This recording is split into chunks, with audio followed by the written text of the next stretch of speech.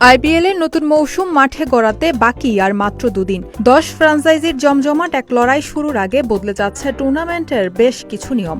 2025 আইপিএলে তাই চমক হিসেবেই থাকছে এক ঝাঁক নতুন নিয়ম। 20 মার্চ ভারতীয় ক্রিকেট বোর্ডের কার্যালয়ে আইপিএলের 10 ফ্র্যাঞ্চাইজির অধিনায়কের সঙ্গে বৈঠকে বসেছিল বিসিসিআই। সেখানে অধিনায়কদের সঙ্গে আলোচনা শেষেই ঘোষণা দেওয়া হয় নতুন কিছু নিয়মের।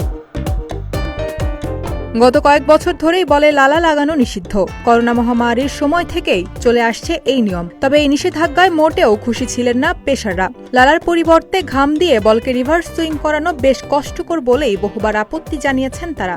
অবশেষে আন্তর্জাতিক ক্রিকেটে না হলেও 3 বছর পর আইপিএলে ফিরছে লালা ব্যবহারের অনুমতি। 10 অধিনায়কের বেশিরভাগই এটার পক্ষে রায় দিয়েছেন বলে জানিয়েছে ভারতীয় গণমাধ্যম।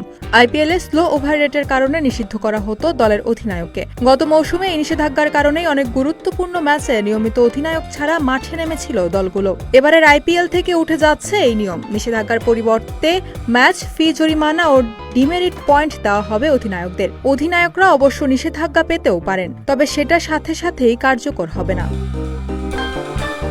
আইপিএলের বেশিরভাগ খেলাই হয় দিবারাত্রির। দ্বিতীয় ভাগে শিশিরের প্রভাবে বেশ বিপাকে পড়তে হয় বোলিং করা দলকে।